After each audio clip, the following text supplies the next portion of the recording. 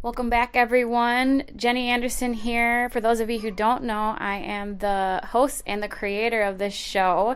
And on today's episode, I'm actually going to give you a little bit of background as to how this all got started. I'm going to share with you the original first fight interview and the story that inspired it all, as well as my first fight story to give you a little bit of insight as to why I do what I do. Enjoy.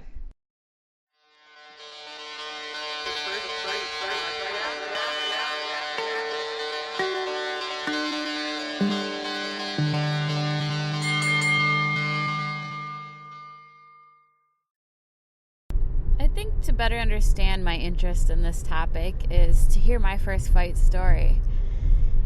I had played sports my whole life, but I'd never done martial arts. So I was 27 when I actually started training. And I saw a friend of mine on Facebook posted a picture of her kickboxing at a local gym, and she said she had a free week pass. So I messaged her. You know, being an athlete all my life, I was looking for something to kind of, something physical, something to preoccupy my time again. And I went in to try the class out, and I walked into what was Rufus Sport MMA gym, which, that's no CKO kickboxing. So I walked into this gym, and I got started in classes. It definitely was intimidating at first, but like I said, I was an athlete my whole life. My dad's a wrestling and football coach. I could adapt to the environment, but I can definitely see why people would be intimidated by it. So I started taking classes, and from there on out, I was completely hooked. I was obsessed with kickboxing and Muay Thai, and I eventually started working at the gym. And I remember one day my coach and boss at the time, Duke Rufus, was about to put on another kickboxing show called Knockout Kings. And we were all joking around one day, and he says, "Oh, Jenny, what weight are you going to fight at?" And I said, 125. So from there on out, I was set up for a fight. They found me an opponent. I cut weight, trained really hard. I think it was the push I needed because I was really curious about it. But if you know me, honestly, I would have never thought in a million years I would become a fighter. There's just no way in hell. And anyone who knows me from high school that hears I fought is completely shocked. So, yeah, I trained for the fight, got ready. It was fight day. It was August in Milwaukee at the Eagles Ballroom, and it's a very old historic venue. I posted a picture actually on my Instagram page. It's a pretty cool building, but it had a lot of fights there, a lot of concerts there. My dad actually fought there for like Golden Gloves when he was a kid too, which is pretty cool.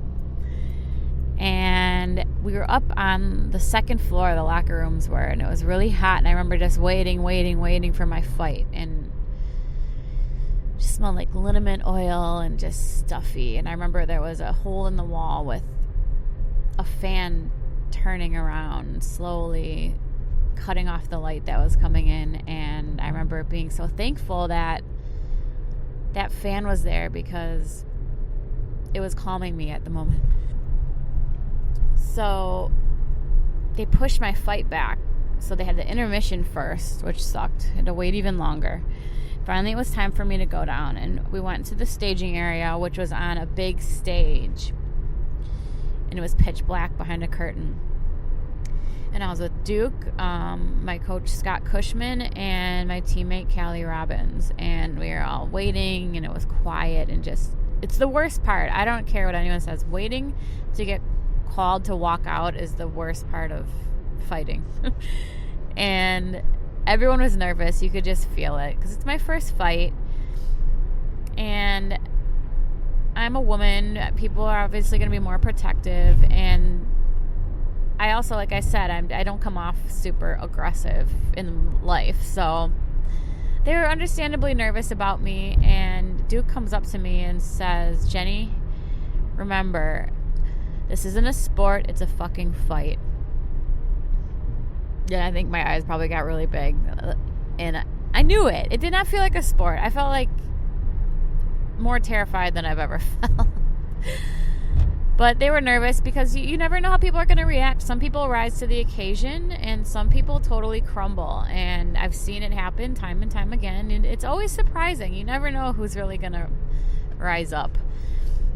So they called my name. We walked out and I actually tried to climb into the ring before he even greased me up. So they grabbed me, greased me up, got back in the ring, and they tell me in the corner, Jenny, just get things started first. Put a quick 1-2 on her. Just be first, okay? Like, okay. So we were doing glory kickboxing rolls, like 10, 12-ounce gloves, no shin guards, no headgear. And the bell rings, and I'm just like a little bat out of hell. Just 1, 2, 1, 2, 1, nonstop action. And I just remember the second I connected with her, it was like the lights went on. Like everything in my life up until that point was a blur. And now everything was super crisp and clear and magnified. I'll never forget that feeling. And that's a big reason why I do this, is because it was just a life experience that I think people need to have. Fighting is really hard, and it's harder than you think, and you don't know it until you do it. And I remember I hit her in the nose with a 2 and kept popping her head back over and over again, but she was just relentless, flailing her arms, coming forward nonstop, and I was just putting the cross on her every time. And that's when I really learned that you're going to rise or fall to the level of your training, and you're always going to go with your meat and potatoes, nothing fancy. So I just did basics. I mean, I basically boxed her, and the bell rung for the first round, and I was like, holy fuck, this is going to go 3 rounds, and I am dying. I had the biggest adrenaline dump of my life. I was so exhausted. I did not know how I could carry on, but I did, and you do. And I kept catching her with the 2, and the fight was over, and I thought I won. Everyone thought I won, and even the ref thought I won, because when they called her name, he raised my hand, which is like the biggest tease. But I actually lost. He put my hand back down, he raised her hand, and I went backstage, and I was just dying. I laid down, like blacking out in pain. I just had the worst cramps. I don't know why. And my teammate Gerald at the time, I had a little mouse on my eye. I think I got popped good once. And he brought me one little ice cube in a plastic bag for my eye. So it was like a mini ice pack. I'll never forget that act of kindness. And that was that. I mean, I was disappointed in losing, but at that point in time, just doing it was such a great accomplishment for me, because I was so terrified of it. It was my worst fear, and I did it. And it was like, to me, it's like jumping out of a plane every time. And if you know me, I am afraid of heights. So it's terrifying. And I was... That really is what kind of sparked my interest, because I had these feelings of like, wow, this is like a strong thing to do. You have to be brave to do it. It's a really vulnerable thing to do, but it is absolutely terrifying. And I had to know if the people around me were feeling the same way. And one fight eventually turned into 9 fights. You know, I lost the first one, and I was like, I can't just stop now. And that's kind of where my masochistic relationship with fighting began. Love-hate relationship. And because fighting isn't me, and I had to really like work hard to bring that out of myself and to forge myself into the type of person that can do that. And I'm sure it's easier for some other people, harder for other people. But that's really where my interest in this whole concept got sparked. And It was 2013. Not long after that, I remember sitting at a RFA card with my teammate Callie, selling shirts for her clothing company Moxie, and telling her about this idea, and she was super supportive and thought it was amazing, and she really encouraged me to pursue it. So I started asking some of my teammates about their first fight stories, and my teammate Rick Glenn completely stands out because he's been in it forever. He's been fighting since before he was legally allowed to fight, and he was a World Series of Fighting featherweight champ, UFC fighter. He's been through it, and his story just cracks me up. It's gold, and you're gonna hear it at the end. But hearing his story made me realize, wow, this is a good idea. And so around 2015 is when I first launched the website, and it was called The First Fight Project. And it was a series of video interviews on my phone that I would just meet up at a coffee shop. I posted them on my YouTube page and on my site. And, you know, we interviewed Tyron Woodley, Dean Thomas, Ben Askren, some of my teammates, even my husband before we were even dating, which I guess we can credit the podcast to us getting together maybe. But I had about 15 interviews, and it kind of fizzled out after a while. And I guess over the years I've been kind of dragging my feet on it because I just can't do it justice. I was always held back by my lack of ability in sound editing and knowledge on sound and podcasting in the first place. But it never went away because it's such a good idea. So I eventually turned it into a podcast in 2017, and now in 2020 we're going full speed ahead. If I want anyone to take anything from this podcast, it is that we all are part of this experience together. We all have the same feelings. I'm really interested in the human experience, and fighting to me just has so many parallels to everyday life. I mean, you can read this in my bio on my website, but it's so similar. It's not always fair, and the best man doesn't always win, but I think it's always just pure poetry, even when it's ugly. And fighting will totally break your heart sometimes, and so will life. And you just got to keep going. And I love hearing other people's stories and sharing that even this world champ has this same feeling. Even this person who everyone sees and puts on this pedestal as being super strong has those same feelings. And I remember once a girl reached out to me and messaged me that she was inspired by how strong I was and this and that, and obviously it's amazing to hear.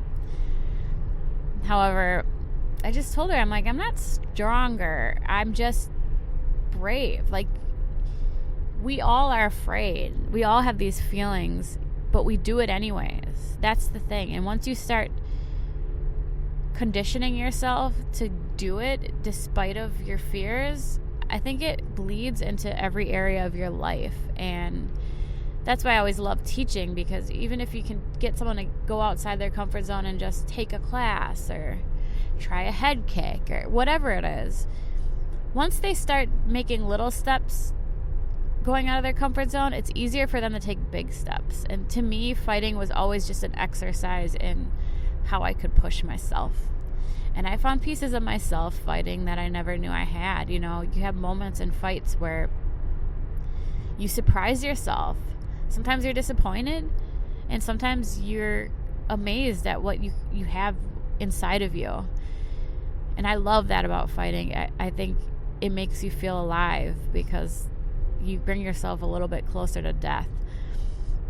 And that's a big reason why I'm interested in this, and I want to share these stories. You know, you look at the UFC's foray into these little docu series leading up to fights, like road to the octagon and all these behind the scenes stories are successful, I think because people relate to other people.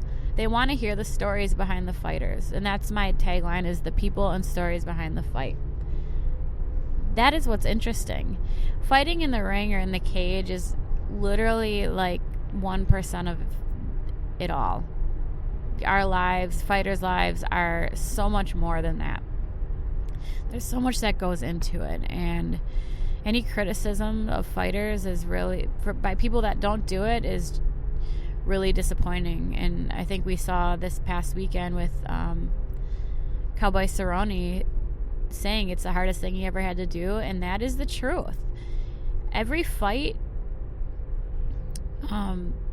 going into it, you try, at least for me, it's this roller coaster of emotions and ups and downs. And 1 minute I'm like, this is normal, you do this every day, you're on top of the world, you're gonna kill this girl, you're pumping yourself up. And then the next minute I'm like, fuck, this isn't fucking normal. This is fighting in a cage for people's entertainment. And it isn't. It's a crazy life. Even though you're well trained, it's a crazy thing to do, and it's so hard. And I respect anyone that ever does it, because I think it was Charles Sonnen that said fighting is like walking across a board. Everyone can do that, but you lift the board up, I'm misquoting it, but you lift the board up 20 feet in the air and walk across it, and it's a lot harder. And that's what fighting is. And I respect anyone that does it. And I love when people are open and authentic about their emotions, like Darren Till saying he was looking for a way out of his last fight, was looking for an injury before the fight. I think that was a really big moment to show people that, yeah, even this world-class fighter, this prize fighter, has these feelings. And it's totally normal. I mean, everyone I've talked to has had that feeling before, where they hope the fight is canceled, or one of the fighters actually said they were hoping the lights would go out in the gym. So I hope I can convey to you just some more stories about the people and show you that everyone has these same emotions, and maybe you can apply it to any avenue in your life, not just fighting. So I'm going to leave you with the very first interview that I did with Rick Glenn. It's short and sweet. It's hilarious. It's a little piece of gold. Pardon the quality, but it's one of my favorites. So have a listen. Hey, Rick Glenn. I fight for World Series of Fighting in the featherweight division. So the story of my first fight. I had just finished my sophomore year in high school. I was 17 years old, and I had previously boxed, did some MMA training, and I got called up last minute. It was like 2 or 3 hours notice, something unheard of now. And I had worked all day at a Staples. I worked in the furniture department, building furniture and moving stuff around. So I worked all day. I got a call from the promoter, Tyrone Roberts, a guy I knew and trained with, and I was interested in fighting. I just didn't know when it was going to happen, and he offered me $100. Hey, take this fight. I'll give you $100. The guy was the same weight, older guy. He was mid-20s, and so I called my wife up now, Jenny Glenn, and tell her, pack my bag, my cup, my mouthpiece, shorts, fight gloves, and I didn't have to worry about any medical stuff because it wasn't really regulated back then. And so I get to the venue with my Staples uniform on, go in the bathroom stall, and that's kind of like my locker room, I guess, for it was like the next 5 minutes, and got changed and stretched, and they're like, all right, you're up next. Music goes on. I go out there, and the guy was tough. I tagged him up real good. I was So I had decent hands. I had boxed and still was training boxing. And took me down the first round. I remember, talking in his ear saying, "Oh, come on, let me up, you pussy, let's fight." And at the time I couldn't really get up, and so I was just trying to talk him into letting me up and fighting. And so come second round, I cut him up, his both eyebrows, his cheekbones, and across his nose. And his towel his corner eventually threw in the towel, and I won the fight. Did you have a corner? Yeah, about the corner. So when I got to the venue, I didn't even think about the corner. I didn't think about the water bottle, the Vaseline, or anything. So luckily my uncle Mickey was there, and he's like, "Oh, what the heck are you doing here? You're fighting?" And so I was like, "Yeah, corner me."